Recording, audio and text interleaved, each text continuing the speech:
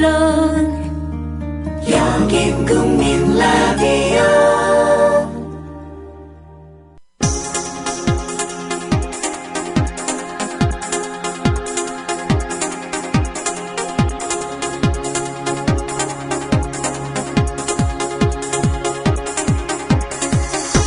해고 이즈 해피입니다.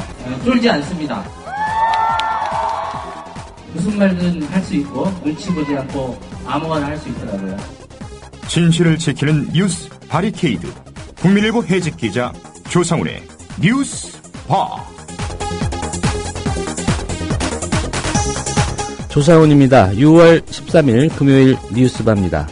문창극 국무총리 후보자가 서울대 박사 학위 논문에 5.18 광주 민주화운동 당시 고조된 우리 국민들의 반미 감정에 대해 미국을 국제관계의 대상이 아닌 감정적으로 봤던 한국인의 시각에 문제가 있다고 썼다고 합니다.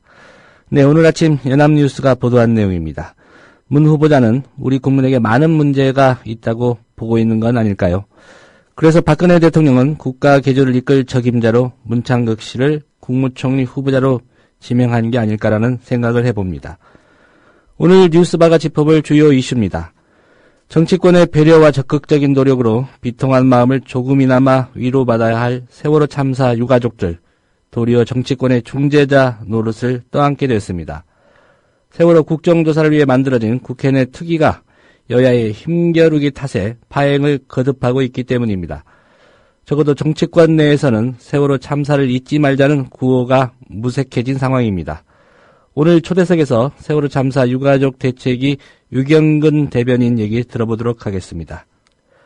금요일에 만나는 최강희의 영실이에서는 천재 사기꾼의 황당한 실화를 재구성한 영화 필립 모리스에 담긴 메시지를 함께 들어보겠습니다. 잠시 광고 듣고 금요일 뉴스바 이어가겠습니다. 안녕하세요. 참여연대 자원활동가 맹행일입니다. 저는 정년퇴직 후 남은 인생을 보람있게 보내는 방법이 무엇일까 고민하다가 참여연대를 찾았고 올해로 14년째 자원활동을 하고 있습니다. 매달 한 번 참여연대 회원들과 시니어 공부 모임도 하고 있습니다. 무엇보다 나이 들어 함께 공부할 수 있는 동료들을 만나는 기쁨은 이루 말할 수 없습니다. 그런데 저와 같이 행복한 노년을 보낸 이도 있는가 하면은 우리 주위에는 하루하루 생활이 힘든 노인들이 많습니다. 참여연대는 창립 초기부터 노인 복지를 위해 애써왔습니다. 소송을 통하여 노령수당 대상을 70세로 제한했던 것을 65세로 확대하도록 했고 노인 장기요양보험의 확대와 개선을 위하여 노력해왔습니다. 노년의 삶이 두렵지 않는 나라 참여연대가 만들어가고 있습니다. 참여연대의 활동에 힘을 보태주십시오. 회원 가입은 홈페이지 www.peoplepower21.org 또는 전화 02-723-5300을 통하여 가입하실 수 있습니다. Breaking news regarding missing Malaysia Airlines Flight 3. So the United States is lowering the threshold for American. 日本と同じで現地予算やってるから意味がないんだ。环球消费调查，我们来说一种特殊的旅游。近年来呢，出国旅游。 출근길 국제뉴스 브리핑 장혜림의 월드 리뷰.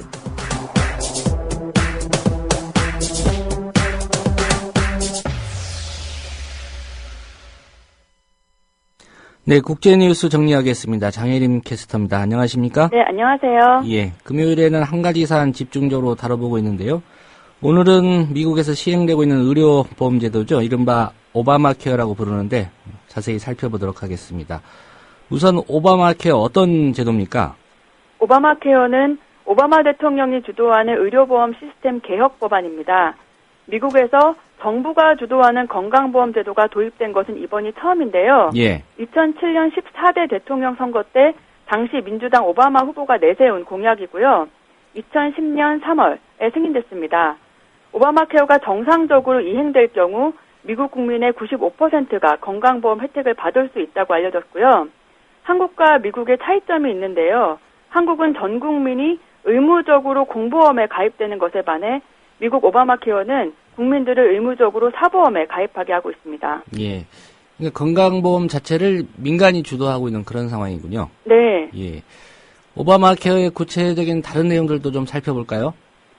전 국민의 건강보험 가입 의무화, 이것이 핵심 내용인데요. 예. 미국 내 3,200만 명 저소득층 무보험자를 보험에 가입시키고 중산층에 보조급을 지급해 의료비 부담을 줄이려고 하는 정책입니다. 대다수 국민에게 2014년까지 건강보험 가입을 의무화하고 있고 이것을 이행하지 않을 경우 벌금을 부과하는데 시간이 갈수록 이 벌금 액수가 늘어납니다. 예. 건강보험금은 가구당 가족수와 소득 기준으로 정부가 차등 지원하고요. 정규직 근로자를 50명 이상 고용하고 있는 고용주는 의무적으로 직원들에게 건강보험을 제공해야 합니다. 예.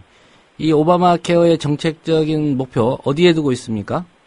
건강보험이 없는 사람을 새로 가입시키고 가입자들을 보험사의 횡포로부터 보호하는 것이 목표이고요. 또 의료 서비스 질을 높이고 의료비 지출 증가율을 낮추는 것도 목표입니다. 미 의회 예산국은 오바마 케어를 통해 2020년까지 약 2,500만 명의 건강보험 미가입자가 의료보장 혜택을 받게 될 것이라고 전망했습니다. 예. 한 가지 궁금한 게 오바마 케어 시행되기 이전에 미국의 의료보험 시스템이 어땠는지가 좀 궁금합니다. 네. 기존의 의료보험 시스템은 민영보험에만 의존했습니다. 노령층과 빈민층에 대한 의료 지원 제도와 직장 건강보험 빼고는 철저하게 개인에게 의료비 부담을 지운 건데요.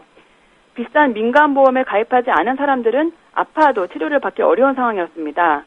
2007년에 개봉했던 그 마이클 무어 감독의 다큐멘터리 영화 시코를 보면 잘 알 수 있는데요. 예. 미국의 민간 의료보험 조직인 건강관리기구 HMO가 이윤을 극대화하기 위해서 필요한 서비스를 제대로 제공하지 않는 모습을 볼 수 있고요.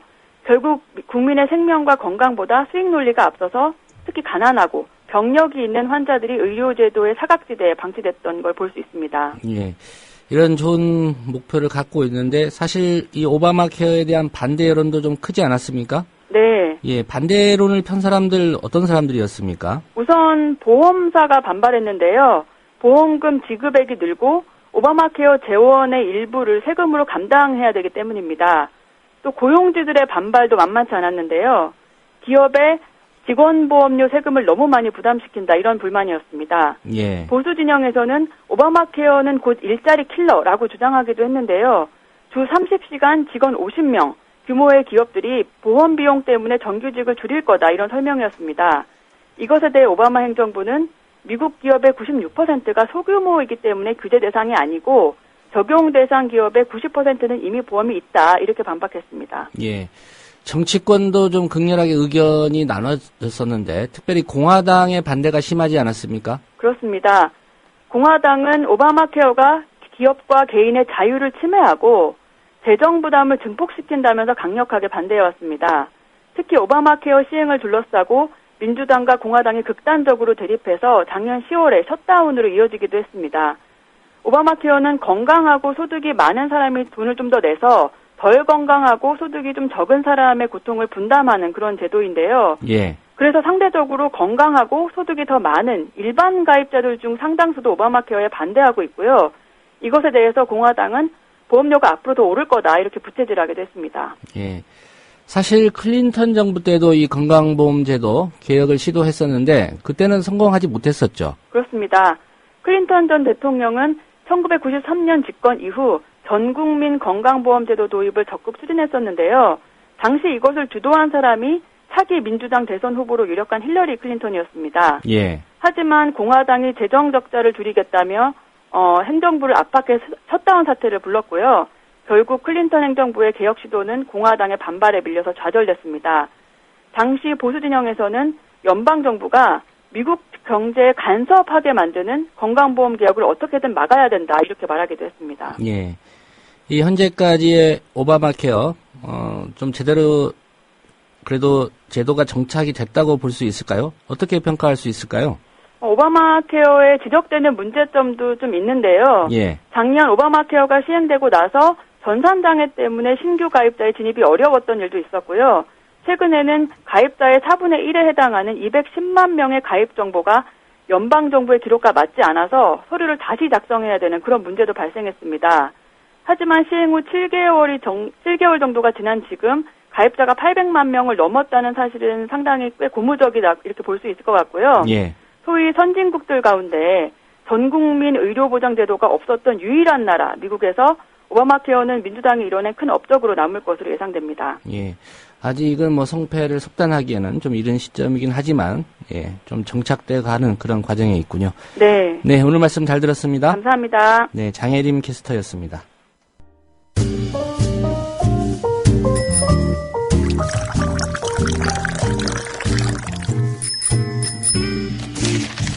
아침 신문 귀로 읽기 김용민 PD의 조간 브리핑. 네, 6월 13일자 주요 조간 기사 살펴보도록 하겠습니다. 김용민 PD의 조간 브리핑입니다. 안녕하십니까? 네, 안녕하십니까? 예, 오늘 또 문창극 씨 얘기로 문을 열어야 될 것 같습니다. 네, 참극이 돼가고 있습니다. 인사 참극. 문창극 국무총리 후보자는 자기의 과거 발언이 파문을 빚으니까 교회라는 특정 장소에서 신자를 대상으로 한 강연이기 때문에 일반인의 정서와 다소 거리가 있을 수 있다. 라면서 오해의 소지가 생긴 것은 유감이다. 라고 해명했습니다. 예. 한겨레는 오늘 사설을 통해서 그렇다면은 문창극 후보자에게 묻고 싶다. 교회가 아닌 일반 장소에서 말하면 조선민족은 부지런하고 독립심이 강한 민족으로 모든 게 180도 바뀐다는 말인가. 조선민족의 상징은 게으른 것이다. 게으르고 자립심이 부족하고 남한테 신세지는 거. 이게 우리 민족의 DNA로 남아있던 거다. 교회에서 이런 말을 했다는 거 아닙니까? 예. 그러니까 한겨레는 이 교회가 아닌 일반 장소에서 말하면 이 말이 조선민족은 부지런하고 독립심이 강한 민족으로 180도 바뀐다는 말인가. 이렇게 되묻고 있습니다. 한겨레는 그러면서 분명히 말하지만 그의 발언들은 너무나 명료해서 오해하고 싶어도 오해할 소지가 전혀 없다. 이제 와서 교회 강연 탓이라는 말로 어물쩍 넘어가려고 해서는 안 된다. 이렇게 분명히 일침을 가했습니다. 예. 교회에 가면 망령이 씌어지는 겁니까? 글쎄 말입니다. 예. 생각하지도 않은 발언을 하게 된다면은. 예. 다른 곳보다도 좀 더 고상하고 교양 있게 말을 해야 하는 공간이 교당 아니겠습니까? 근데 교회에 가면은 평소에 안 하던 막말을 한다는 얘기인지 문창극 후보자의 발언 자체, 해명 자체가 그리 설득력이 없습니다. 하긴 목사가 여신자에게 속옷을 내리라고 하면 내려야 한다. 그래야 진짜 나의 신자다. 이렇게 말했던 목사가 있었죠. 이른바 빤스 목사로 불리는. 예. 그 양반도 있었지만요. 여하간 교회에서는 그렇게 망발을 해도 되는 곳은 아닙니다. 자, 오늘 망발 관련 기사를 짚기에 앞서서 문창극 씨의 하나둘씩 드러나는 도덕성 의혹부터 짚어보도록 하겠습니다. 예. 세계일보 1면부터 보겠습니다. 김기춘 비서실장, 문창극 후보자, 이 두 사람의 과거 인연 뭐였습니까? 박정희 재단의 이사라고 말씀하셨죠? 예, 김기춘 이사장, 문창극 이사였단 예. 말이죠.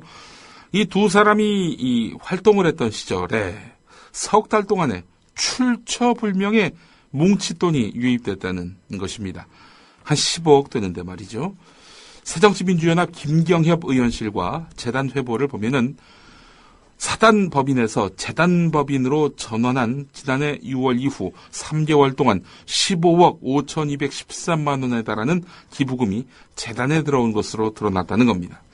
새정치연합은 당시 초대 이사장이 김기춘 실장이고 문창극 후보자가 이사로 활동한 만큼 이것을 인사청문회에서 대체 이게 어디서 난 돈인지 확인한다는 입장입니다. 예.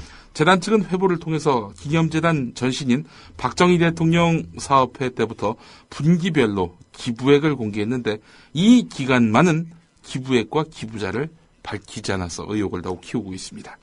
김경협 새정치연합 의원은 재단 임원들이 매달 2차례씩 사업회 운영에 대해서 논의를 한 것으로 미뤄볼 때 김기춘 실장은 물론이고 문창극 후보자도 기부금 내역을 알고 있을 것이다.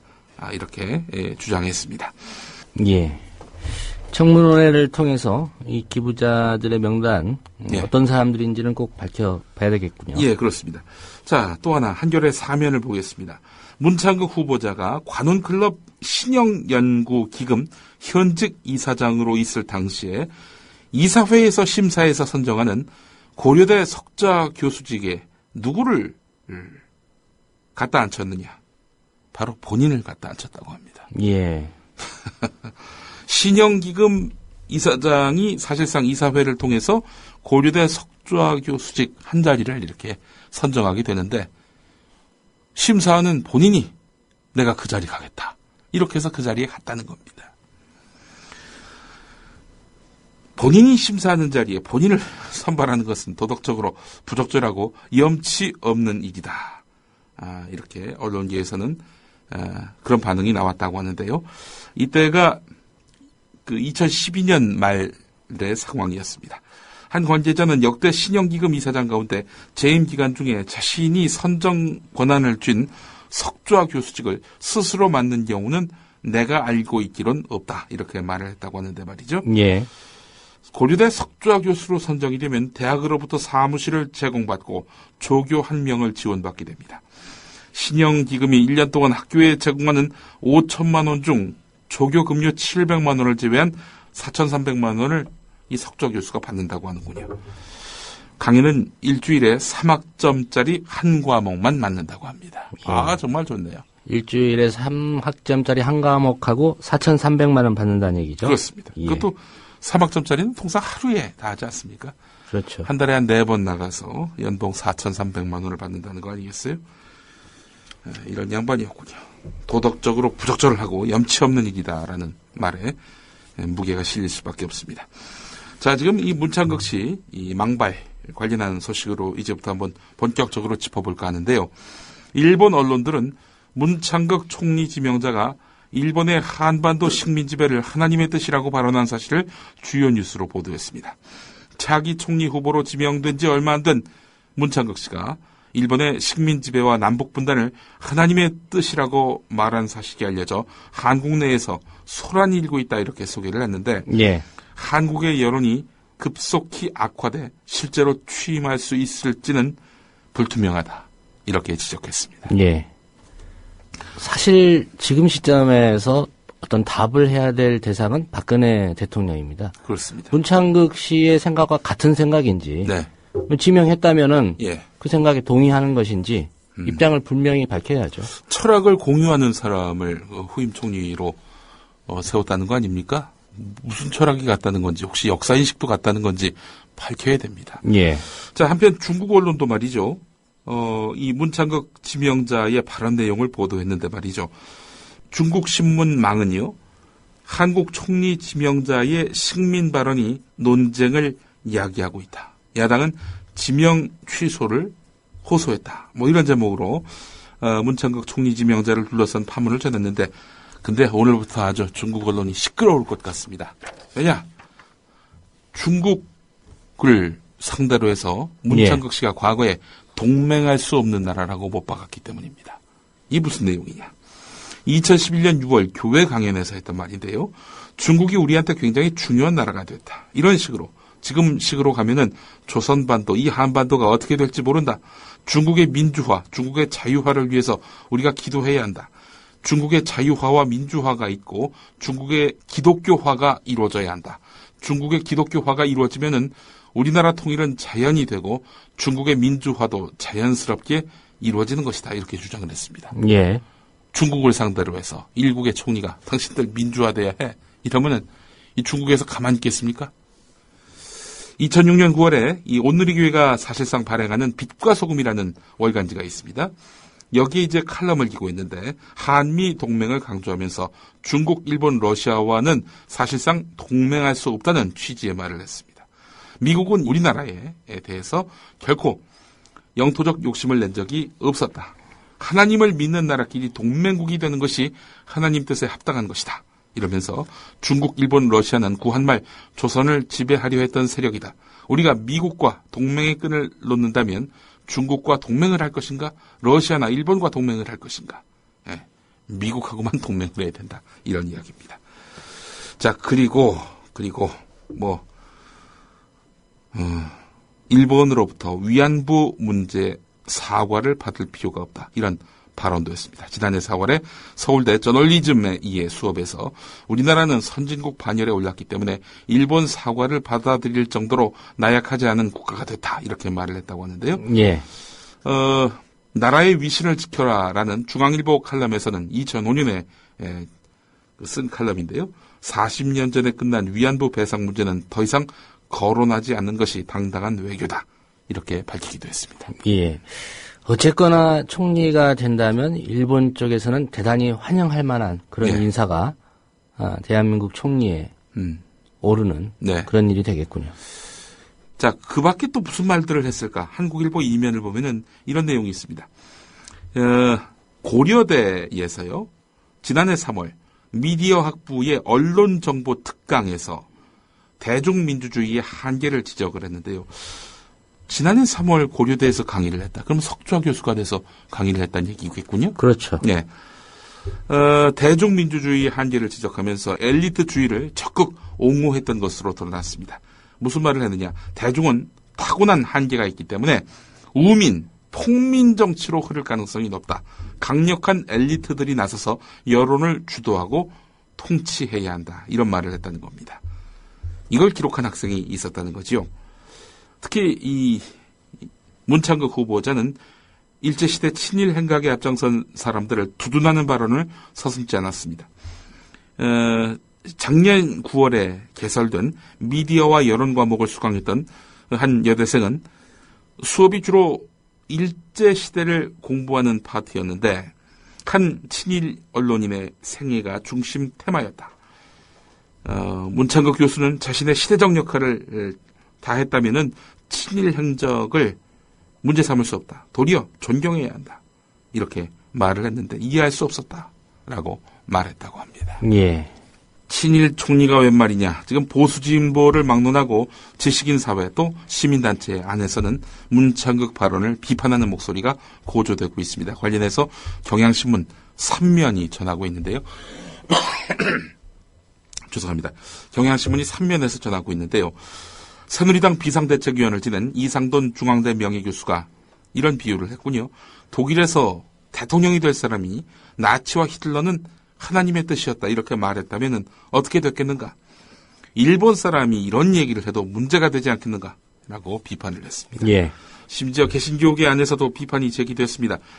진보적 교회연합기관인 한국기독교교회협의회는 성명을 통해서 세월호 참사 이후에 박근혜 정권은 인적 쇄신과 국가 개조를 통해서 안전한 사회를 만들겠다고 약속했지만 기대를 참담하게 저버렸다. 정권의 입맛에 맞는 자격이 되지도 않는 사람을 총리 후보로 지명했습니다. 또 문창극 지명자의 고향인 충청권에서도 총리로서는 불가하다. 이런 의견이 확산되고 있는데요. 민주화를 위한 전국교수협의회 소속 청주대 교수들은 성명에서 왜곡된 역사인식은 그가 총리가 될 자격을 갖추지 못했음을 단적으로 보여주는 것이다. 이렇게 말을 했습니다. 예. 총리의 자격을 논하기 전에 대한민국 국민인지 아닌지 예. 물을 수밖에 없는 그런 발언들입니다. 네, 바로 오늘 한겨레 사설 제목이기도 합니다. 지금 방금 조상훈 국장께서 말씀하신 내용이요. 오늘 중앙일보는 과연 어떻게 예. 문창극 파문을 보도했을까? 문창극 후보자의 2011년 교회 강연 당시 논란이 됐던 발언과 전후 맥락을 살펴봤는데 예. 뭐 한마디로 얘기해서 전후 맥락을 살펴봤을 때 그 논란이 됐던 발언은 그 부분만 딱 떼서 이렇게 그 사람의 말의 논지를 왜곡했다라고 볼 수 없다. 이렇게 판단이 됩니다. 본인은 아니 그 당시에 그 발언했던 내용들 이런 것들을 앞뒤를 다 고려하지 않고 그 부분만 딱 떼서 이게 매국적 발언을 했다라고 이렇게 단정하고 있는데 그렇지 않다라고 해명을 했죠. 그러면서 또 자신의 어떤 특강 내용 전문 모든 동영상을 곧 홈페이지에 올리겠다라고 또 총리실을 밝혔단 말이죠. 예. 자, 그런데 뭐 그걸 다 봤어도 뭐 문창극 총리 후보자의 그 발언에 대해서 다른 시각을 가질 수 없다는 것이 저의 판단입니다. 이런 거죠. 한마디로 얘기해서 이 맥락을 따지지 않고 그냥 한 부분만 떼어서 이렇게 이 사람이 이렇게 생각했다, 이렇게 주장했다라고 말하는 거 위험하죠. 맥락을 다 따져봐야 됩니다. 그런 식으로 얘기하자면 제가 지난 총선 때 이 막말 파문에 얼마나 크게 휘말렸습니까? 어쨌든 뭐 제 발언의 일부분만 떼서 이렇게 집중적으로 보도가 됐는데 그 발언이 부적절했다는 걸 제가 부인하는 건 아니지만요. 예. 이런 거거든요. 한마디로 콘돌리자 라이스를 강간해야 된다. 이 말만 딱 떼가지고 이 강간을 해야 된다라는 식으로 제가 얘기한 것처럼 묘사가 됐는데 앞뒤 문맥을 따져보면은 아니 미군이 그 전쟁 포로들을 상대로 해가지고 살인하고 강간하고 이러고 있는데 아니 전쟁 책임자인 미국의 콘돌리자 라이스 국무장관 당신이 강간당하면 기분 좋겠어? 라고 얘기한 맥락이거든요. 예. 근데 그 앞뒤를 다 빼고 콘돌리자 라이스를 강간을 해야 된다. 이렇게 해서 완전히 사람을 파렴치하게 몰아놨단 말이죠. 그 윤상현 새누리당 사무총장이 그런 말을 했더군요. 진영 논리로 한 사람의 말 한마디를 갖고 그 인생을 재단해서는 안 된다. 예. 여기서 진영이 타당합니까? 일본 진영, 한국 진영이라는 얘기인가요? 글쎄 말이에요. 이건 지금 보수 성향의 지식인들조차도 이 발언은 상식밖이다라고 얘기하는 판인데 말이죠. 전후 맥락을 다 따져도 문창극의 망발은 말 그대로 망발입니다. 역사학자들이 문창극 발언을 짚은 내용은 한결에 이면에 있습니다. 역사학자들은 문창극 후보자의 발언은 뉴라이트의 식민지 근대화론보다 더 노골적인 극우 식민사관이라고 개탄을 했습니다. 예. 어제 말씀하시지 않았습니까? 울트라 라이트라고. 울트라 라이트. 예. 뉴라이트 정도가 아니라. 예. 한국역사연구회장인 정현태 가톨릭대 국사학 교수는요. 문창극 후보자의 역사인식은 뉴라이트보다 더 심각한 사관으로 전형적인 서양의 우월론, 식민사관, 극단적인 반공 논리가 결합된 최악의 조합이다. 이렇게 말을 했습니다. 제국주의 침략을 정당화하기 위해서 비유럽 문명을 경멸한 서양의 우월 사관에 입각해서 문창극 후보자가 우리 민족이 지저분하고 나태하다 이렇게 분석했다는 겁니다. 더욱이 식민사관의 세 가지 핵심인 민족성론, 정체성론, 타율성론 이런 것들이 문창극 후보자 발언 전반에 완벽하게 녹아있다는 겁니다. 너희들이 미개하니까 미국이 와서 이렇게 근대화시켜주고 그런 거 아니냐. 이게 바로 서양의 우월 사관 아니겠습니까? 예. 여기에 민족성론, 정체성론, 타율성론은 뭐냐. 민족성 자체가 게을러 터져가지고 말이야. 그리고 이 기본적으로 그 남이 어떻게 와서 개혁을 해주지 않으면은 이 개조가 안 되는 민족이다. 그러니까 최근에 박근혜 대통령이 추진하고 있는 국가 개조론도 실은 그런 맥락에서 있는 거 아니겠습니까? 미개하니까 계몽을 시켜야 된다. 네, 그렇죠. 이게 이제 기본적인 전제겠죠. 네, 자기들이 또 문창극을 앞세워서. 윤치호 있죠? 나중에 친일파가 된 예. 윤치호를 굉장히 추앙하더라고요. 윤치호가 이런 말을 했습니다. 게으르고 자립심이 부족하고 남한테 신세지고 이게 우리 민족의 DNA다. 뭐 이런 발언을 사실상 인용하다시피 했는데 말이죠. 그러면서 이 문창극 후보자의 발언은 반도라는 이런 지정학적 위치를 강조하면서 타율성의 근거로 내세운 일제 조선인론을 그대로 수용한 것으로 볼 수 있는데요. 일본에서 조선학회를 창립한 다카시 도루의 그 글, 조선인론을 보게 되면 말이죠. 조선의 역사는 독립국가의 역사로서 가치가 없다. 약 2000년을 거쳐서 내홍을 겪거나 예속을 겪은 역사라고 해도 과언이 아니다. 이런 내용이 있다는 겁니다. 이런 내용을 여과 없이 수용한 사람이 바로 문창극이라는 거죠. 사사방정에 대해서 문창극 씨는 또 폭동이라고 규정을 했었죠. 조승래 청주대 역사문화학 교수는 사사방정은 미 군정 아래 친일 몰입애들이 제주에 남아서 민중을 탄압하는 과정에서 일어난 민중항쟁이다. 박근혜 정부 또한 국무총리가 추념식에 참석하는 등 뜻을 기리고 있는데 이 결국에는 그 사사방쟁을 추모해야 될 역할을 총리가 해야 되는데 예. 총리라는 사람이 사삼을 폭동으로 매도하면서 이렇게 비난하고 있는 태도. 이거는 도무지 용납받을래야 용납받을 수 없다는 거죠. 또 앞서 소개해드렸습니다마는 위안부 문제에서 일본의 사과를 받을 필요가 없다는 취지의 말은 정말 혀를 내두르게 만듭니다. 관련해서 오늘 한겨레가 이면에서 위안부 피해자인 김복동 할머니의 그 발언을 담았습니다. 예. 김복동 할머니는 노망이 든 사람 아니냐. 그런 사람을 총리를 시키면 나라를 팔아먹는다라고 매섭게 비판했습니다. 김복동 할머니는 경남 양산 출신인데 14살에 일본군에 끌려가서 22살에 돌아왔는데요. 일본이 전 재산을 다 훔쳐가고 이름도 바꾸고 총도 한번 쥐어보지 못한 학생들까지 끌어가서 희생을 시켰다. 처녀 강제 모집으로 군 면마다 몇십 명씩 모집해서 나는 8년 동안 이곳저곳을 짐짝처럼 떠돌았는데 일본이 잘했다고 하는 인간을 국무총리에 앉힌다는 것은 말이 안 되지 라고 이렇게 말을 했습니다. 보상 쿨하게 받지 말자 이런 또 이야기를 했잖아요. 문창극 씨가. 일본 정부의 공식 사과 문제와 관련해서 김복동 할머니는 보상 자체가 목적이 아니라는 점을 거듭 강조했습니다. 다른 데서 기금 모아준다고 해도 우리는 안 받았다. 돈이 궁했다면 왜 안 받았겠냐라는 말씀이죠. 엉뚱하게도 문창극 후보자가 저런 말을 하면 우리가 꼭 구걸하는 것 같잖아. 우리는 돈이 탐나서 그러는 것이 아니야. 일본이 억지로 끌고 갔으니까 법적으로 사죄하고 우리를 명예회복시켜달라는 것이지 그게 우리의 바람이야. 이런 말을 하셨습니다. 동아일보 사면으로 가보겠습니다. 지금 청와대는 어떤 입장일까? 청와대는 공식 대응을 자제했습니다. 하지만 내부적으로는 당혹감을 감추지 못하고 있다고 합니다. 그제 저녁부터 어제 아침까지 수시로 내부 대책회의가 열렸다고 하는데요. 예. 청와대 일각에서는 당장 인사검증을 담당하는 민정수석실에 대한 그 불만이 터져 나왔습니다. 한 청와대 관계자는 언론인을 발탁하려면 가장 먼저 말과 글을 살피는 맞춤형 검증을 해야 하는데 통상적인 검증에만 그친 것 같다라면서 전국 불안이 점점 가중되는 것 같아서 우려스럽다라고 이렇게 말을 했습니다. 예. 이 인사검증 기능을 언론노조나 예. 기자협회에 좀 맡기면 안 됩니까? 본인들이 하기 어렵다면. 그렇죠. 근데 본인들은 잘하는 것 같아요. 제 과거 발언들, 예. 8년 전 인터넷 방송에서 했던 말을 끄집어낼 정도의 그런 노력을 왜 국무총리 후보자에게는 안 했는지 저는 되묻지 않을 수가 없습니다. 예. 그럼 교회에서 강연한 적 없느냐? 예. 서울대에서는 무슨 말 했느냐? 예. 당연히 물어봤어야 되는 거 아닌가요? 아니, 이미 다 동영상으로 떠돌아 다니는 것들이에요. 예. 좋은 이가 없습니다. 게다가 또 이제 문창극 지명자 말이죠. 지난해 한국언론진흥재단 이사장에 지원을 했는데 지원자 4명 가운데 3등에 머물러서 탈락한 것으로 확인됐다는 참 망신스러운 이력도 오늘 소개가 되고 있습니다. 자, 오늘 한겨레를 보니까 말이죠.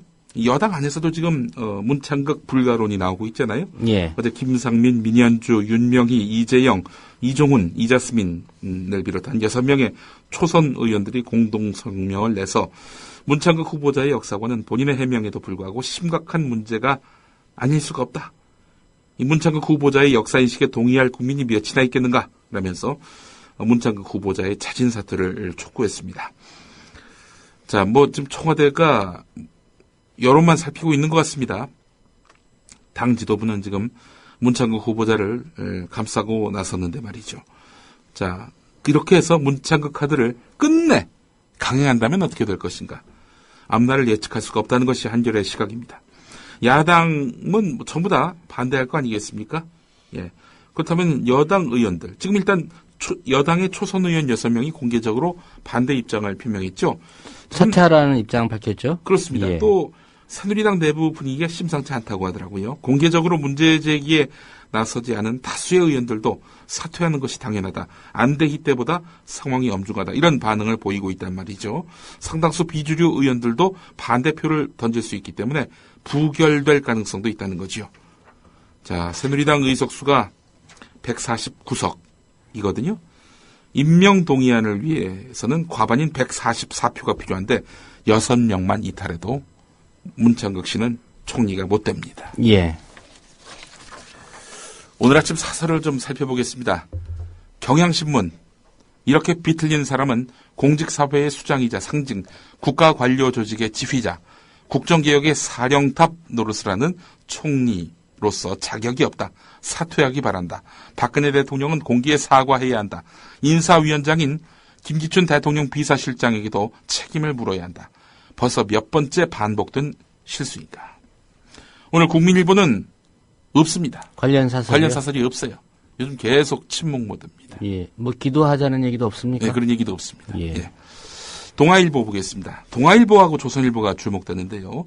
동아일보, 설령 현재 제기된 사안의 배후에 정치적인 동기가 있다 하더라도 이 역시 검증의 일환이기 때문에 보다 겸손하고 소상하게 자신의 발언과 역사 인식에 대해서 설명할 필요가 있다. 지금 상황은 청문회까지 시간을 끈다고 그냥 수습될 단계를 넘어섰다.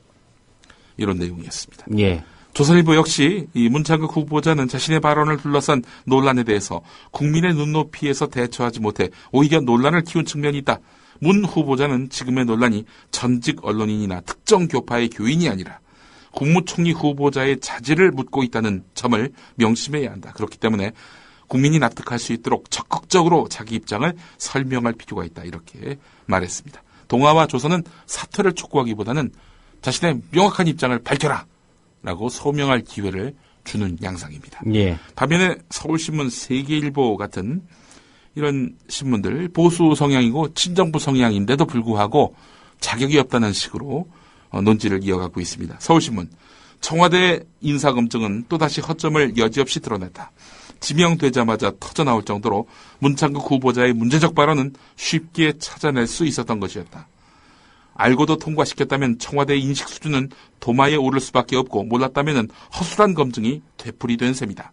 이미 여권 안에서도 문창극 후보자의 자진 사퇴를 촉구하는 목소리가 커지고 있다. 문 후보자는 자신이 진정 총리감인지 가슴에 손을 얹고 스스로 돌아봐야 한다. 세계일보, 교회라는 특수한 환경에서 한 말이니까 본래 그의 인식과 차이가 있을 수 있다. 그렇다 하더라도 민족의 정체성을 비하하는 듯한 발언이 확인된 이상 국민이 총리로서 그를 믿고 따를 수 있겠는가. 총리는 관료 조직을 개혁해 나가야 할 사람이다. 그런 개혁을 주도하기에는 큰 금이 같다.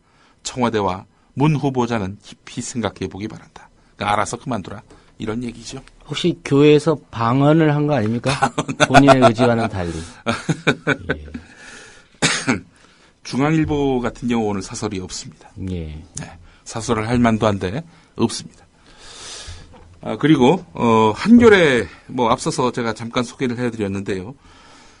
나머지 부분 또 있습니다. 문창극 후보자의 사고와 인식은 국민을 아우르고 소통시키기는커녕 국민의 보편적 정서와도 동떨어져 있다. 식민사관의 바탕을 둔 민족 개조론을 갖고 국가 개조를 하겠다고 나선 것을 보면 섬뜩하기까지 하다. 여기에 아무데나 하나님의 뜻을 갖다 붙이는 종교적 편향까지 고려한다면 아무리 봐도 총리로서는 부적격한 인물이다. 총리보다는 차라리 개인의 신앙생활에 매진하도록 하는 것이 훨씬 나아 보인다. 문 후보자의 총리 자격 문제로 더 왈가왈부하는 것은 시간 낭비가 아닐까 싶다. 즉각 지명을 철회하라 청와대는. 그리고 문 후보자도 이쯤 되면은 스스로 거취를 결정하는 것이 현명한 선택임을 알기 바란다. 이랬습니다. 예. 한국일보는 그런데 말이죠. 사과와 반성을 촉구하고 나섰네요. 사과와 반성. 사퇴 대신 사과와 반성이면 된다는 것일까요? 관련해서 한국일보 편집위원을 지낸 고종석 씨가 트위터에 남긴 글이 있습니다. 예. 문창극에 대한 한국일보의 입장은 편집국과 논설위원실이 확연히 다르다. 기자 연조의 차이 때문인지 문창극 씨와의 친분 여부 때문인지 모른다. 하긴 한국일보는 리버럴 편집국과 보수 논설위원실의 전통이 있긴 하지만 서화숙 선임 기자의 칼럼이 보고 싶다라고 남겼습니다. 오늘 서화숙 칼럼이 실렸는데요. 예. 일부분만 제가 인용해 보겠습니다. 문창극 총리 후보의 발언은 위험하다. 교회용 발언과 공직용 발언이 따로 있다고 생각하는 데 있기 때문이다. 사람의 말은 생각에서 나오는 것인데 생각이 계속 달라진다거나 자리에 따라서 다른 소리를 한다면 공직을 맡기기 어렵다. 이런 식이면 일본 총리를 만났을 때와 중국 국가주석을 만났을 때 다른 소리를 할 테고 그렇다면 어느 나라도 한국 총리의 말을 신뢰하지 않을 것이다. 나머지 기사 좀 짧게 짚어보겠습니다. 예. 이병기 국정원장 후보자도 심각합니다. 2002년에 말이죠. 당시 그 민주당 대선 후보로 나온 사람이 그 이인재 씨 아닙니까? 예. 경선에서 졌죠. 완주하지 못했습니다. 중도에 이제 그만뒀는데 그때 이병기 씨가 이인재 씨 쪽을 찾아가가지고 한나라당을 도와달라. 이회창 후보를 도와달라. 이러면서 매수하려 했다는 거지요. 자, 이게 단순 돈 전달자다라고 당시 검찰은 주장했는데 한겨레가 판결문을 뜯어보니까 단순 전달자 정도가 아니라 이런 매수를 직접 모의한 것으로 드러났다는 겁니다. 예. 이런 사실과 정황을 보면은 단순 전달자의 역할을 넘어선 정치 공작 범죄를 벌였다 이렇게 보고 있는 겁니다. 이런 사람이 대선에 개입한 국정원을 바꿀 수 있겠는가? 이런 비판을 오늘 한겨레가 5면에서 제기하고 있고요. 동아일보 10면을 보니까 이정현 전 청와대 홍보수석이 동작을 안 나간다. 나가면 호남에서 나간다. 그래서 순천이나 광주 광산을의 출마를 검토하고 있다는 내용이 지인의 말을 빌려서 오늘 동아일보에 실렸습니다. 여기까지입니다. 예, 김용민 PD의 조간 브리핑이었습니다. 잘 들었습니다. 예. 국민 라디오 지지하는 4가지 방법 아시나요? 다운로드하기, 별점 주기, 댓글 달기, 구독하기. 국민 라디오를 보다 많은 이들에게 전할 수 있는 가장 손쉬운 방법. 다운로드하기, 별점 주기, 댓글 달기, 구독하기. 잊지 마세요. 다운로드하기, 별점 주기, 댓글 달기, 구독하기.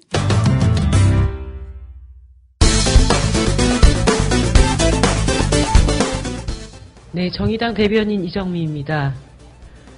국민 앞에 무릎 꿇고 사죄하고 스스로 자진 사퇴해도 부족한 판국에 비겁한 변명을 늘어놓으면서 사과할 것이 없다고 했습니다. 설명을 어제 홍보실에 대해서 다 설명을 했어요. 그러니까 그걸 그대로 그거 이상 내가 할 얘기를 아끼겠어요. 따로 뭐 사과하실 계획은 없으신가요? 사과는 무슨 사과할 게 있어요? 사과는 무슨 사과할 게 있어요? 사과할 일 아니라고 한 지 몇 시간 만에 유감이라고 얼버무리더니 그러나 출근 뒤 이내 해명 자료를 내고 과거 강연과 칼럼이 오해를 불러일으킨 데 대해 유감을 표명했습니다. 문 후보자는 논란이 되고 있는 글들은 언론인 출신의 자유기고가로서 쓴 것이고 강연은 종교인으로서 교회 안에서 한 것이어서 일반인 정서와는 거리가 있을 수 있다며 오해의 소지가 생겨 유감이라고 밝혔습니다. 다 늦은 저녁 시간에는 왜곡 보도에 법적 대응을 하겠다는 엄포성 입장까지 밝혔습니다. 당해 언론사의 보도 책임자를 상대로 허위 사실에 의한 명예훼손 등 혐의로 법적 대응에 나설 것임을 밝힙니다. 그러나 이런 수습 조치에도 불구하고 기자들은 퇴근길에도 똑같은 질문을 던지는데 사과할 일이 아니죠. 그건 전체는 내가 금방 얘기했잖아. 이건 금액약이 전체적으로는 우리나라가 잘된 나라가 됐다. 그 고난을 견디고서 결국 나중에는 한국이 잘 됐다. 이런 말로써 넘어가려고 수를 쓰는데 여기에 대통령을 누나라고 부르는 윤석현 새누리당 사무총장도 지원 사격에 나섰으니 이 정치인이 마음껏 말하던 언론인들도 자유롭게 얘기를 합니다. 그것이 민주주의 아닙니까? 근데 예전에 글 몇 마디 가지고 또 말 몇 마디 가지고 그의 삶을 재단하고 그의 생각을 규정화를 한다면 그것은 민주주의를 부정하는 것이다 생각합니다. 그러나 반대 국민 또 야당을 입닥치게 한다고 다 끝날 문제 같지는 않아 보이는데 그런데 문창극 후보자는 또 강연과 칼럼에서 중국과 일본을 동맹을 맺을 수 없는 대상으로 묘사한 사실이 드러났습니다. 여기에도 스스로 해석한 하나님의 뜻이 적용됐습니다. 반면 미국에 대해서는 우리가 은혜를 잊는다면 인간이 아니라고 주장하기도 했습니다. 3년 전 한 교회 강연에서는 중국이 민주화되고 기독교화되면 남북 통일이 될 수 있다고 말했습니다.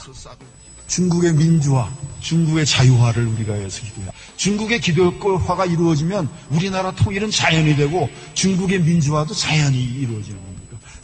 자신의 종교와 친미 보수 성향을 뚜렷하게 드러내고 있어 중국이나 일본, 러시아 입장에선 불편할 수 있는 내용입니다.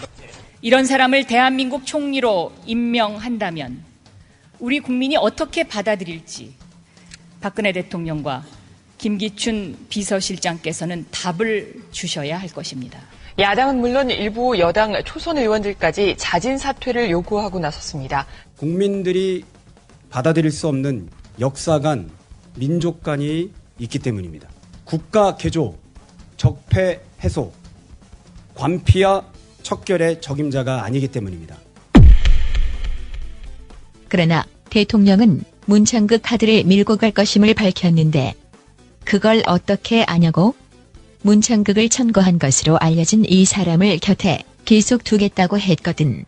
예, 새정치민주연합 원내대변인 유은혜입니다. 김기춘 비서실장은 그대로 남았습니다. 김기춘을 위한 인사가 대참극으로 치닫고 있는 상황에서도 대통령의 선택은 변하지 않았습니다. 국민의 뜻 위에 김기춘 비서실장의 있음을 재차 확인시켜 주었습니다.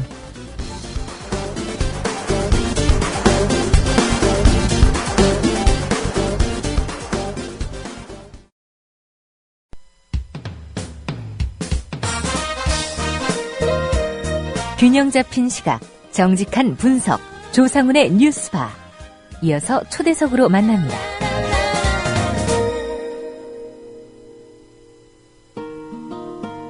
네, 정치권의 행태를 보다 못한 세월호 참사 유가족들, 끝내 이 정치권을 중재하는 역할까지 떠안게 됐습니다. 세월호 국정조사를 위해 꾸려진 특위가 조사 일정을 둘러싼 여야 간의 힘겨루기 탓에 현재 파행을 거듭하고 있기 때문입니다. 신임 국무총리 후보자를 둘러싼 논란 등으로 세월호 참사가 가뜩이나 조금씩 잊혀져 가고 있는 그런 분위기고요. 또 오늘 새벽에 이제 월드컵이 개막됐습니다. 이런 가운데 국회 국조특위마저도 정치적인 줄다리기로 공전을 거듭하고 있는 양상인데요. 잊지 않겠다는 이 국민들의 구호, 갈수록 좀 무색해지고 있는 그런 상황입니다. 세월호 유가족 대책위의 유경근 대변인 다시 연결해서 말씀 들어보도록 하겠습니다. 유경근 대변인님 나와 계십니까? 예, 안녕하세요. 예. 우선 어제 국회 국조특위에 또 유가족들이 이런 입장을 전달한 걸로 알려졌습니다. 오는 30일부터는 좀 기관 보고를 시작해달라 이렇게 촉구를 하셨는데 이 국정조사 시작되고 그동안 좀 사실 제대로 진행된 날이 별로 없었죠?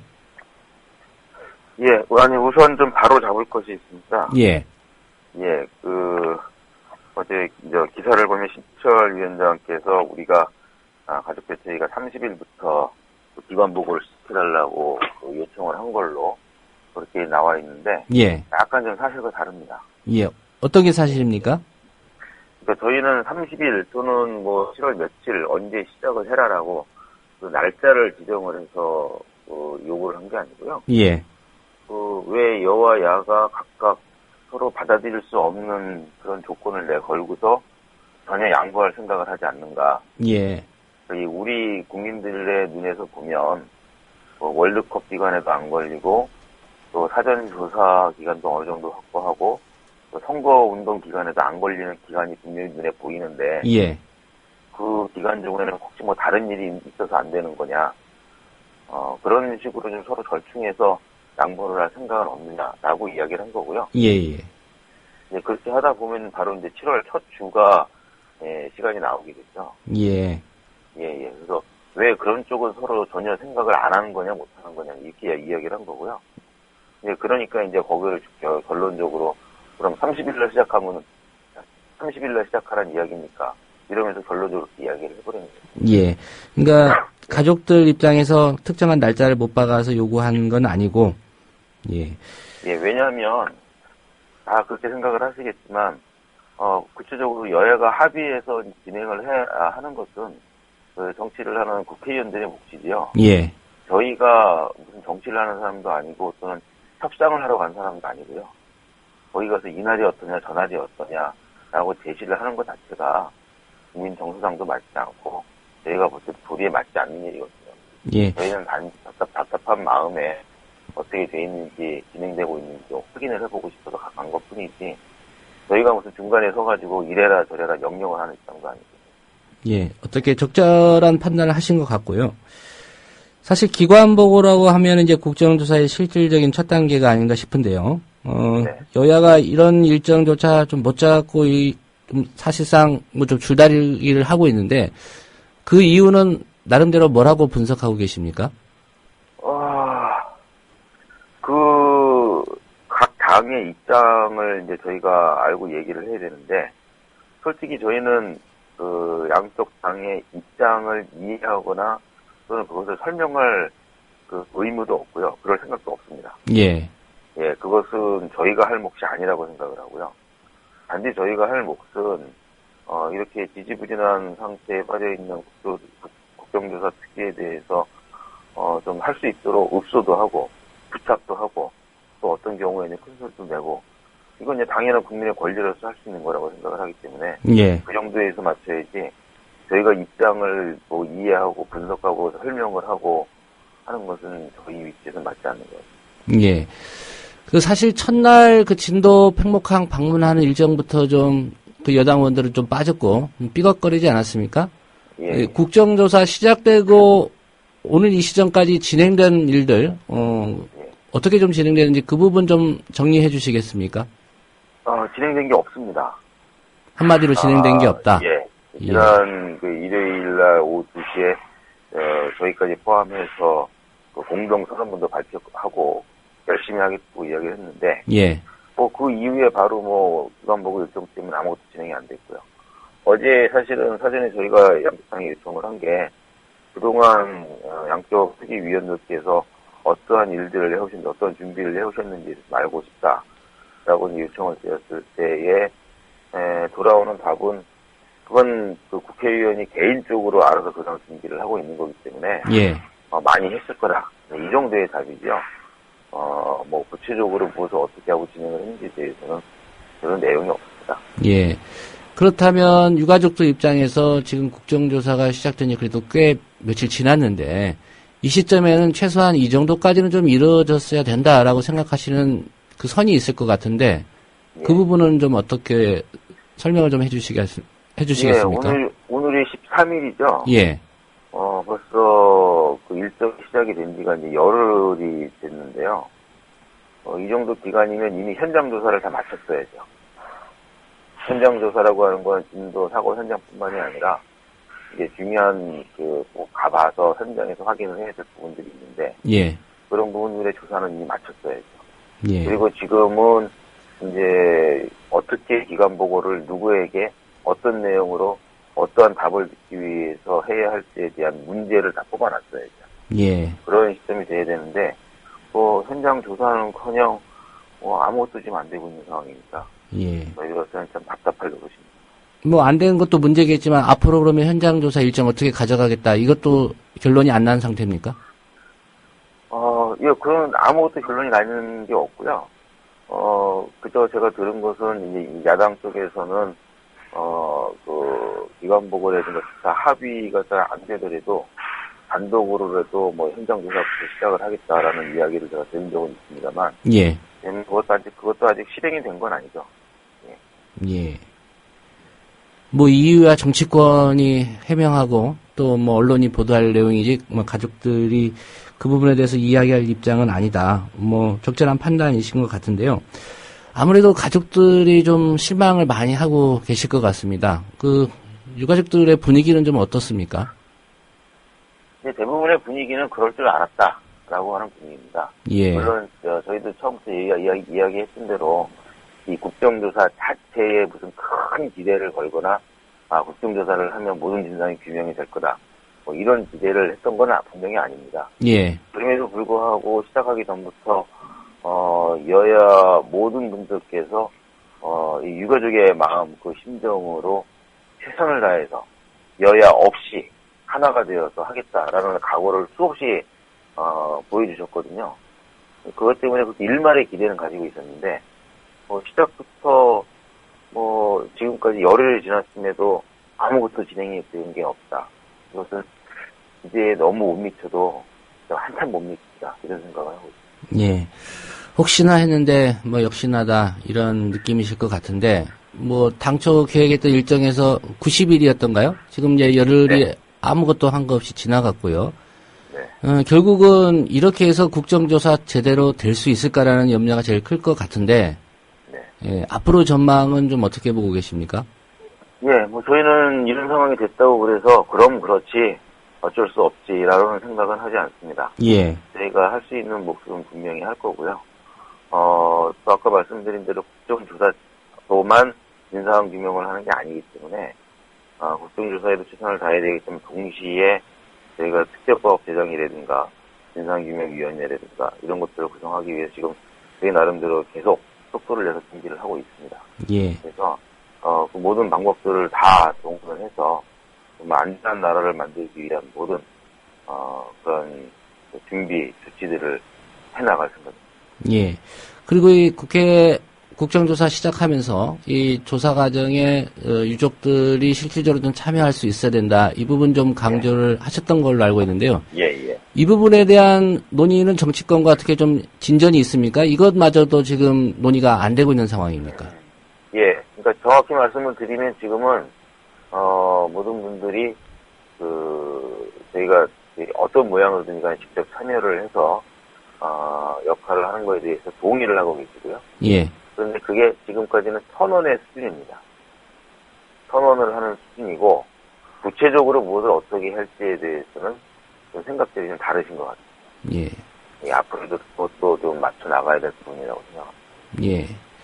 특별히 그 진도 현장에다가 그 상황실 현판실 갖고 그 상황실을 만드셨습니다. 네네. 예. 좀 어떤 의미를 부여하고 계신가요? 아마 제가 진도 현장에 있지 않았습니다만, 우리 가족들 마음을 잘 알기 때문에 위치에서 보면, 일단 첫 번째 답답한 마음일 거고요.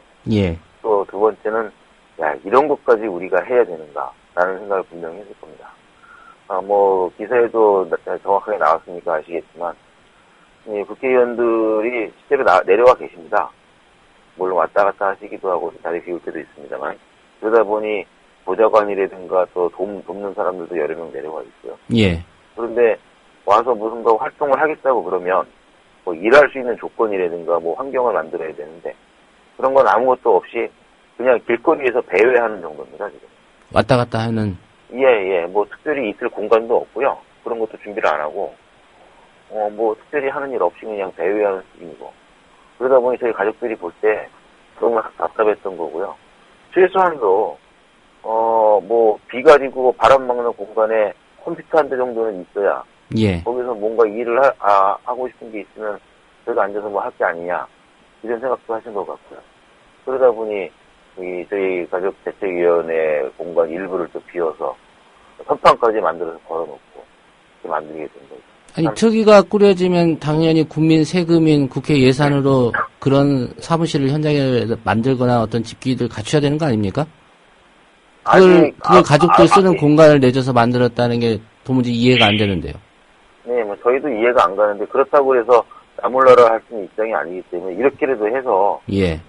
일을 할 수 있도록 만들어야 되겠다는 절박한 심정에서 판단하게 된 거고요. 국회에 가서 이 부분에 대해서 물어봤을 때는 답은 이겁니다. 아무것도 진행이 안 되고 결정이 안 되다 보니 예. 그것도 특위내에서 의결을 해야 되는데 아직 의결도 안 됐다. 그래서 지금 일이 늦춰지고 있고 실제로 두 분 간사께서는 그렇게 인정을 하셨어요.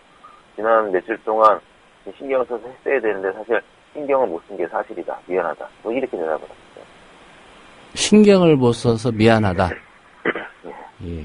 아니 이거 신경 써서 조사하라고 특위 만들었는데 신경을 못 써서 미안하다는 말이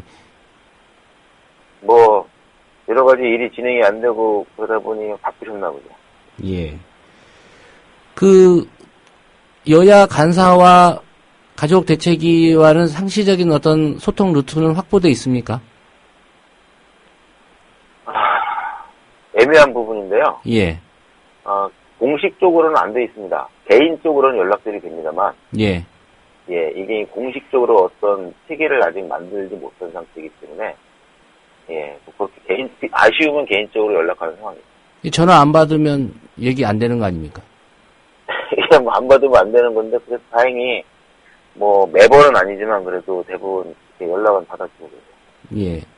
특별히, 여당 쪽 간사하고는 좀 소통이 잘 안 되는 것 같다는 언론 보도도 있던데, 어떻습니까?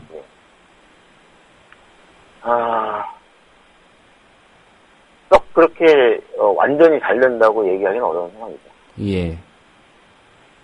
그럼 주로 이제 여야 간사 통해서 가족들의 입장이나 어떤 생각, 이런 얘기들은 유 대변인님이 전달하고 계십니까? 저도 하고 있고요. 저희 이제 위원장께서도 연락을 하고 있어요. 둘이서 주로 연락을 하고 있는 상황입니다. 예.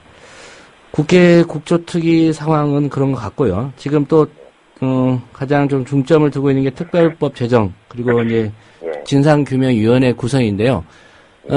이 문제는 지금 국정조사가 그래도 진행 중이기 때문에 같이 병행해서 좀 추진하고 있는 상황인지요? 아니면은 좀 시간을 갖고 여유를 갖고 판단하고 있는 문제인지 좀 궁금한데요. 아닙니다. 지금 병행을 해서 저희들은 준비를 하고 있고요. 예. 네, 다음 주 월요일 날에는 저희 자체적으로 저희 법률 지원을 공식적으로 맡고 있는 대한변협에서 준비한 특별법 초안에 대한 설명회를 합니다. 예. 어디서 하실 예정입니까? 저희 이제 그 임원회의에서 임원들에 대해서 가족들에게 예. 저희들끼리 하는 설명회고요. 예. 그 설명회를 마치고 나면 좀 수정 보완을 할 때 나올 것 같습니다. 예. 그럼 그것을 좀 보완을 한 다음에 바로 이어서 날짜를 잡아서 공청회를 할 계획을 잡고 있고요. 예. 그다음에 아시는 대로 여야 각 당은 물론이고 뭐 일부 이제 외부 단체에서도 특별 법안을 준비를 하고 있는데 그것들이 이제 어느 정도 거의 얼개가 나온 것 같습니다. 예. 그래서 그런 부분도 저희 쪽으로 이제 와서 같이 이제 의논을 하겠다는 그런 입장들을 다 갖고 계시기 때문에 다음 주, 다다음 주 중에는 거의 그런 과정들이 진행이 될 것 같습니다. 예. 그렇다면 이제 절차가 가족들은 대한변협 중심으로 해서 특별법 안을 놓고 논의를 해서 이제 공청회 거칠 거고요. 뭐 정치권에서 이제 내놓을 텐데 절충을 해서 결국은 또 그 기간에 또 시간이 걸리지 않겠습니까? 예, 시간이 걸릴 것 같습니다만 해야죠. 무조건 한번 서로 맞춰보고 해야 되는데 예. 또 진행되면서 어떻게 될지 모르겠지만 이 특별법 관련해서도 여야를 막론하고 모두가 다 역시 우리 가족들의 의견을 최대한 존중을 해서 반영을 하겠다는 입장을 누차 밝혀오셨기 때문에 또 그런 원칙을 가지고 또 접근을 해봐야 할 것 같습니다. 예. 뭐 연관된 사항이기 때문에 좀 질문을 드리겠습니다. 뭐 오늘 중으로 뭐 개각 발표가 있을 예정이고요. 뭐 정홍원 국무총리가 이 사고에 대한 책임을 지고 사퇴하겠다고 밝힌 지 꽤 됐습니다만 후임 총리 지금 인선이 안 되고 있습니다. 이런 정치적인 상황들은 좀 어떻게 보고 계신가요, 가족들은? 저희도 역시 마찬가지로 국민의 한 사람들이기 때문에 이런 내가 결국 우리나라를 행정적으로 이끌어가는 그런 중요한 분들인데 아무 문제 없이 좋은 분들이 좀 빨리 결정이 되어서 모든 면에서 좀 안정을 되찾기를 간절히 바라고 있습니다. 예. 그런데 지나온 몇 차례 과정을 보면 지난번 총리 후보자께서도 그랬고 요즘 보도에 보면 지금 총리 후보자께서도 여러 가지 얘기가 나오고 있는데 좀 뭐라고 표현을 해야 될까요? 좀 국민들이 모두가 좀 납득을 하고 쉽게 기쁘게 받아들일 수 있는 분들이 이렇게 별로 없는 건가 이런 생각들은 들기도 하고요. 예. 좀 안타까운 부분들이 많이 있습니다. 예. 사실 이 사고 이후에 박근혜 정부가 중점적으로 내세운 게 이제 국가를 개조하는 차원에서 뭐 안전이라든가 이런 거 확보하겠다 이런 접근입니다. 국가를 개조한다. 물론 이제 내용이 무엇이냐가 중요하겠지만 이 부분은 좀 어떻게 보고 계십니까? 이게 국가를 개조하겠다. 글쎄 그거는 사람마다 쓰는 표현의 차이일 수도 있고요. 예, 그렇기 때문에 제가 뭐 단어 자체를 놓고서 이렇다 얘기할 수는 없을 것 같습니다. 다만 국가를 개조를 하든 아니면 아주 큰 틀에서 무언가를 바꿔나가는 또 다른 표현을 쓰든 간에 예. 중요한 거는 이 철저한 이 진상 규명을 통해서 무엇이 잘못됐는가를 정확히 짚어야만 그래야만 그것을 기초로 해서 다음 대책이 나오고 그 대책들이 모여져서 결국 나라를 바꾸어 나간다고 생각을 하고 있거든요. 예. 그렇기 때문에 선언적인 의미, 이런 의미에서의 표현보다는 이 진상 규명하는 조금 더 집중을 하고 힘을 실어주셨으면 하는 그런 기대가 있습니다. 예. 그 지난 주말 청계광장에서 열렸던 추모 집회에는 이제 가족 몇 분들이 이제 오셨고요. 그 가족분들이 국민들께 호소한 게 잊지 말아달라는 얘기, 그 약속 지켜달라는 얘기고 끝까지 이 문제 진상 규명될 때까지 관심 가져달라는 말씀하셨습니다.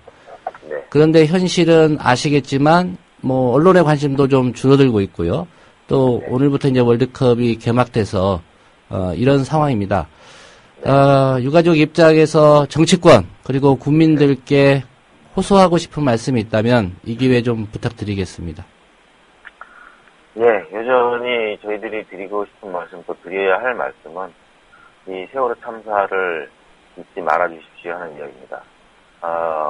혹시라도 저희가 이렇게 말씀을 드렸을 때 혹시 우리 가족들이나 우리 먼저 간 우리 아이들을 잊지 말아달라 이런 의미로 받아들일 수가 있는데 예. 뭐 그런 의미도 없는 건 아닙니다만 보다 더 큰 것은 저희가 잊지 말아달라고 하는 것은 결국 이 참사를 이렇게 금방 잊어버리면 또 다른 이 참사가 반복돼서 올 것이 확실하기 때문에 말씀을 드리는 거고요. 결국 이 참사를 잊게 되면 좀 과격한 표현일지 모르겠습니다만 대한민국이 잊혀질 수 있다라고 하는 그런 그 위기감을 저희들은 갖고 있습니다. 예. 그래서 드리는 말씀이고요. 그래서 어쨌든 잊지 말아 주시고 또 이후에 모든 진행되는 과정 잘 지켜봐 주시고 응원해 주시고 특히 이제 월드컵이 이제 시작이 됐는데 부담 갖지 말고 즐기시면 좋겠습니다. 저희 때문에 혹시라도 이 분위기 때문에 좀 응원하시거나 지켜보시는데 어려우실지 모르겠는데 그런 거 없이 그냥 부담 없이 즐기시는 가운데에도 저희들 또 이 참사를 잊지 않는 많은 표현들을 해주실 수 있거든요. 예. 그렇게 해주시면 좋을 것 같습니다. 예. 네, 오늘 바쁘시고 어려우실 텐데 말씀 잘 들었습니다. 예. 예. 세월호 참사 유가족 대책위의 유경근 대변인과의 인터뷰였습니다. 여러분께서는 지금 국민일보 해직기자 조상훈이 진행하는 국민라디오 아침 시사 프로그램 조상훈의 뉴스바를 듣고 계십니다.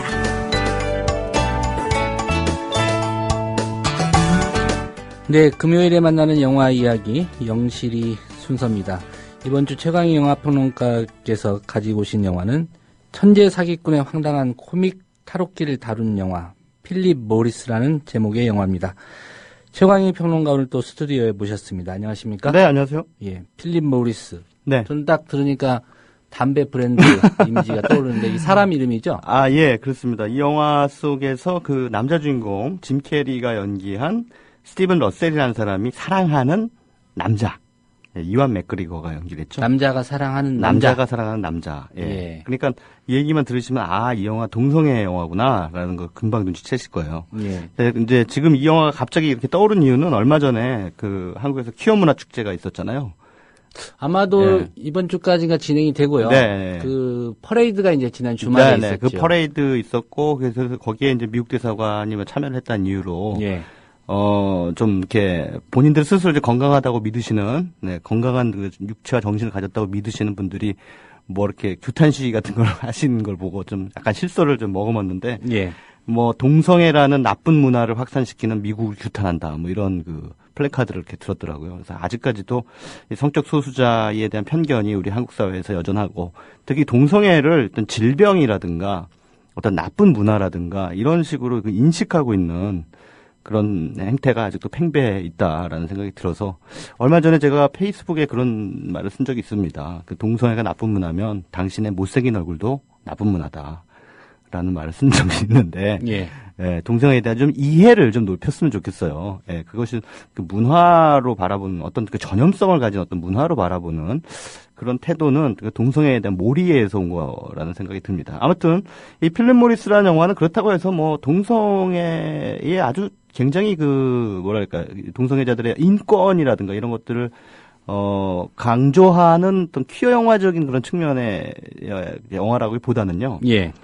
한 명의 그냥 그 양반의 성 정체성이 이제 게이였을 뿐인데 한 명의 한 실존한 남자의 어떤 인생 역정을 통해서 미국 보수 사회의 어떤 이면에 놓여 있는 부조리에 대해서 방송에서 이런 말씀드려서 죄송합니다만 똥침을 날리고 있는 영화다. 저는 그렇게 봤습니다. 변침. 네, 변침을 날리고 있는 영화다. 지난 2010년 7월에 한국에서 개봉했습니다만 뭐 대부분의 퀴어 영화가 그렇듯이 이 영화도 관객들의 광범위한 관심을 불러 모으는 데는 실패했습니다. 짐 캐리와 이완 맥그리거가 이 영화 이후에 프랑스에서 레종드 네브 훈장을 받았는데요. 그 훈장 받을 때 그 세러머니로요. 훈장 세러머니로 둘이 진한 키스를, 딥키스를 그 언론 앞에서 해서 또 화제를 불러 모으기도 했습니다. 예. 그런 어떤 프랑스 최고 훈장 아닙니까? 예. 그 문화 훈장이죠. 문화 훈장을 받았는데 그런 어떤 뭐 동성애에 대한 어떤 세상의 편견에 어떤 엿을 먹이는 두 배우의 치기 어린 퍼포먼스가 또 뭔가 미소를 머금게 했던 그런 사건이었는데요.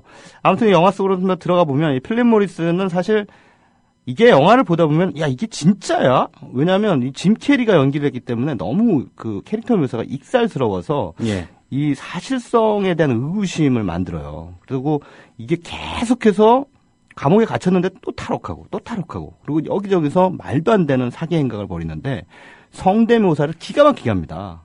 그래서 다른 사람들의 목소리를 이렇게 그대로 흉내를 내가지고 막 사기 이런 것들을 막 펼쳐주면서 결국은 144년형을 선고받았다고 합니다. 예.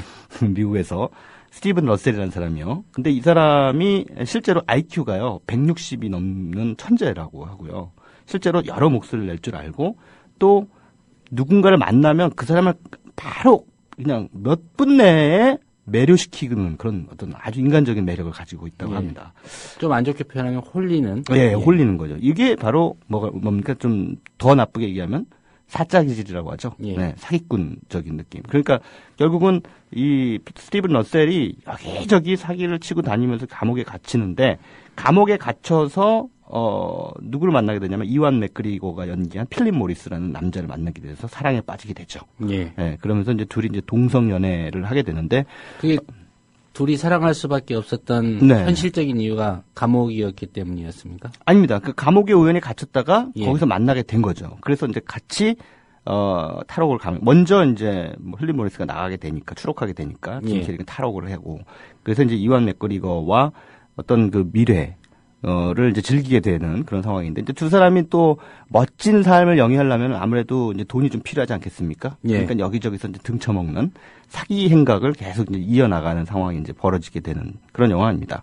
그래서 어떻게 보면은 게이 로맨스라고 볼 수도 있겠고요. 또 어떻게 보면은 예전에 그 스티븐 스필버그 감독이 연출했던 Catch Me If You Can이라는 작품도 기억나실지 모르겠습니다만 예. 그 작품도 역시 실존 인물을 다루고 있었죠. 그 프랭크라고 하는 당돌한 젊은 20대 사기꾼 이야기를 담고 있었는데 이런 그 사기 행각이라고 하는 걸 통해서 그 미국 사회가 가지고 있는 어떤 그 작은 어떤 허점 요것을 이렇게 파고 들어가는 그 어떤 사회 고발적인 그런 메시지를 관객들에게 안겨주고 있기도 합니다. 이 영화의 그 스티븐 러셀이라는 사람이 삶의 역정을 좀 이렇게 구분을 해본다면 크게 세 가지로 이렇게 좀 분석을 해볼 수가 있을 것 같은데요. 처음에 굉장히 성실한 가장이었어요. 이 가장으로 등장합니다. 근데 어느 날 갑자기 자신의 성 정체성을 커밍아웃을 한 거죠. 난 사실 게이다. 앞으로 게이로 살겠다. 예, 그러면서 게이로서의 삶을 선택합니다. 그러니까 성실한 가부장이라는 건 굉장히 보수적 가치죠. 예. 여기에 이제 게이라고 하는 굉장히 파격적인 가치가 이제 충돌하게 되는 거죠. 그러니까 이 사람의 삶 자체가 그쪽으로 전이 되는 거고. 또 하나는 이 사람이 전직 경찰이었다는 거예요. 그러니까 법의 수호자였다가 사기꾼으로 변모하게 된다는 거죠. 그러니까 완전히 이제 다른 인생을 살아가게 된다는 얘기죠. 어떻게 보면 좀 극단적인 변신이네요. 네, 그렇습니다. 예. 그리고 어떤 사기를 치느냐. 민간 의료보험회사의 중역으로 위장 취업을 합니다. 그게 어떻게 가능한지 잘 모르겠습니다만 실제로 가능했다고 합니다. 예. 위장 취업을 해서 거액의 돈을 횡령해요. 그리고 그 민간 의료보험회사를 빠져나오게 되는 그런 상황이죠. 그래서 아주 사치스럽고 화려한 그런 이제 인생을 살게 되다가 144년형을 선고받는 그런 상황에 이제 놓이게 되는 것이죠. 그러니까 이렇게 세 가지 요소들을 이렇게 뽑아 본다면은 어떻게 보면은 성실한 어떤 기독교적인 어떤 문화 속에서의 그 가부장이자 전직 경찰 출신의 게이 사기꾼 이런 그 정체성을 우리가 뽑아낼 수가 있겠죠. 이게 이제 그 어떻게 보면 미국의 보수적 가치에 편승하려던 삶으로부터 이 주인공이 탈출했다. 이것을 의미할 수가 있겠습니다. 그래서 필립 모리스와의 그 로맨스 또 그 로맨스를 지키기 위한 모든 사기 행각은 사실 어떻게 보면은 정의를 사칭해서 약자를 유린하는 그 미국식 자본주의 시스템. 네. 이것에 대한 어떤 통렬한 복수극으로 볼 수도 있고 또 앞서서 말씀드렸다시피 일종의 변친과도 같아 보이는 셈이라고 할 수 있겠죠. 그래서 호모포비아라고 우리가 보통 부르죠. 그 그러니까 이 동성의 혐오증. 이것을 굉장히 영화가 뻔뻔스럽게 능멸하고 있습니다. 이런 장면도 어떻게 보면 그 관객들의 어떤 보수적 가치에 도발하려고 하는 이 감독의 의도가 읽히는 대목이라고 할 수가 있겠습니다. 뭐 그렇다고 해서 이 스티븐 러셀이라는 사람이 무슨 뭐 개혁적인 혁명전사라고 할 수는 없겠죠. 사기꾼입니다. 그냥 명백한 범죄자이긴 합니다만 이 영화의 감독은 바로 이 스티븐 러셀이라고 하는 캐릭터의 그러한 차원의 앞서 말씀드린 차원의 의미 부여를 하고 있다라고 볼 수가 있겠습니다. 어떤 인물이 그 사람이 살았던 삶이 어떤 시대라고 하는 맥락 안에서 어떤 의미를 획득할 수 있다면 이 스티븐 러셀이라고 하는 사람에게 주목한 이 감독은 우리 모두가 답답해하지만 감히 뚫지 못하는 시스템의 벽을 가볍게 유린하는 이 스티븐 러셀이라고 하는 사람의 삶 안에서 어떤 일종의 대리적인 해방감을 뽑아내고 싶었던 것이 아닌가 이렇게 볼 수도 있을 것 같습니다. 그런 차원이라면 이 필립 모리스라는 영화는 상당히 도발적이면서도 통쾌한 작품이다라고 볼 수도 있을 것 같습니다. 예. 제 개인적인 좀 호기심일 수도 있는데 이 커밍아웃은 이 용기가 필요한 행동입니까? 그렇죠. 아무래도 뭐 여전히 주류 사회에서 성적 소수자들이 받는 처지나 대우들이 다르지 않습니까? 예, 여러 면에서 편견과 차별의 대상이 되기 때문에 그것은 대단한 용기를 필요로 한다고 봅니다. 특히나 첫 번째 걸림돌은 가족이잖아요. 가족에서 만약에 내가 사실은 성적인 정체성 면에서 내가 남자인데 남자를 좋아합니다라고 얘기를 했을 때 그 부모님들이 어떤 반응을 보이게 될지 너무나 명확하나 하죠. 예, 그런 측면에서 저는 커밍아웃한 동성애자들 굉장히 그 용기에는 저는 찬사를 보내고 싶다라는 생각을 합니다. 근데 한편으로는 또 여전히 한국 사회는 레즈비언들은 커밍아웃한 경우가 거의 없습니다. 외국은 많죠. 근데 한국 같은 경우에는 그런 경우가 거의 없다는 것은 그만큼 여성들에 대한 그러니까 이 남성 동성애와 또 다른 차원에서 여성 동성애에 대한 그 차별적 시선이 훨씬 더 깊고 강력하다라는 것을 반증하는 것이겠죠. 큰일 나는 거죠. 만약에 커밍아웃 하게 되면. 특히나 뭔가 좀 약간 뭐 유명세를 얻고 있는 그런 뭐 연예인이라든가 뭐 공적 인물이라든가 이런 사람들이 나 사실 레즈비언이에요. 그래서 제가 알고 있는 레즈비언도 있거든요, 꽤 영화계에. 밝힐 수는 없습니다.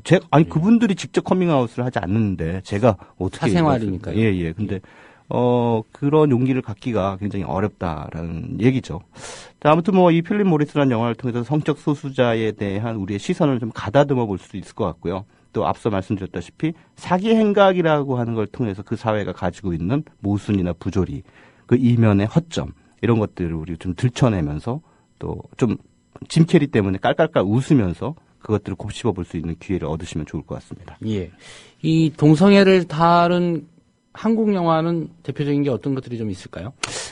동성애를 다룬 영화 가운데는 이제 로드무비라는 영화, 이제 김인식 감독의 영화가 예전에 2000년대 초반에 나왔었죠. 그때 바로 황정민 씨가 게이로 나왔었어요. 예. 그러면서 아주 상당히 파격적인 첫 장면부터 게이 섹스 장면이 등장을 했는데, 그때만 해도 무명이었죠.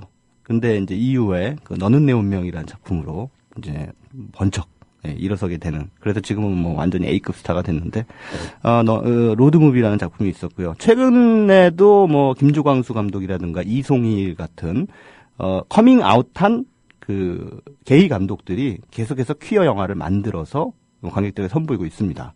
또 그런 영화들의 또 팬들도 마니아층도 상당수 존재하고 있고요. 그래서 많은 감독들이 그런 그 노력들을 지금 기울이고 있는데요. 여전히 특히나 그 보수적인 어떤 분들이나 어떤 기독교계에서는 동성애를 무슨 범죄시하는 그런 시각들을 가지고 있어서 그런 부분에 대해서 좀 안타까운 마음이 듭니다. 네, 제가 만약 이런 얘기를 하면 그분들은 쟤 혹시 동성애자 아니냐고 생각하실 수도 있겠는데 참고로 저는 이성애자입니다. 네. 저는 뭐 인상적으로 떠오르는 게 이게 동성애를 다룬 영화인지는 모르겠습니다만 쌍화점. 네. 주진모하고 조인성 씨가 열연하는 장면이 좀 인상적으로 떠오릅니다. 그렇습니다. 그 영화도 동성애적인 코드가 담겨져 있는 작품이라고 볼 수가 있겠죠. 한국 영화에서도 뭐 심심치 않게 요즘에 동성애 코드가 많이 들어가는, 그러니까 뭐 아주 많지는 않습니다만 그럭저럭 괜찮게 들어가는 편입니다만 여전히 그래도 남성 중심적인 어떤 서사 구도를 유지하고 있다고 보는 게 뭐 타당할 것 같습니다. 지금 1000만 관객 넘은 영화들 가운데 남자가 주인공이 아닌 영화는 없어요. 전부 다 100% 남자 주인공입니다. 그리고 남자란 말만 들어간 영화, 남자라는 말이 들어간 영화가 또 2편이나 되죠. 왕의 남자, 광의 왕이 된 남자. 예. 예, 그만큼 한국 사회는 여전히 그런 그 성 정체성 혹은 성 역할에 대해서 남성 편향적이라는 사실을 그 영화의 흥행 구도에서도 우리가 확인할 수 있다는 것이죠. 예. 예. 여성 대통령 시대에 살고 있는데 말이죠. 여성 대통령이 뭐 여성 정책에 뭐 그렇게 진보적인 어떤 걸 내놓는 그런 시대는 아니지 않습니까? 예. 성별만 여성일 뿐이죠. 뭐 남자보다 더 훨씬 더 보수적이시던데요. 예. 네. 황상민 교수 멘트도 떠오릅니다. 네. 예. 오늘 말씀 잘 들었습니다. 네, 고맙습니다. 네, 저희가 준비한 소식은 여기까지입니다. 주말로 이어집니다. 문창극 국무총리 후보자 독실한 크리스천이고 장로라고 합니다. 주일에 교회에 아마도 가겠지요. 기도해 보시기 바랍니다. 어떻게 처신하는 것이 하나님의 뜻이겠는지 기도해 보면 답이 나올 것 같습니다. 여러분 주말 잘 보내시고요. 내일 또 서울 청계광장 등 여러 곳에서 세월호 참사 희생자들을 애도하는 추모 집회가 열립니다. 거기에도 한번 참여해 보시기 바랍니다. 지금까지 김효진 PD가 제작에 수고해 주셨고요. 저는 조상훈이었습니다. 다음 주 월요일 오전 7시 30분에 다시 오겠습니다. 들어주신 여러분 고맙습니다.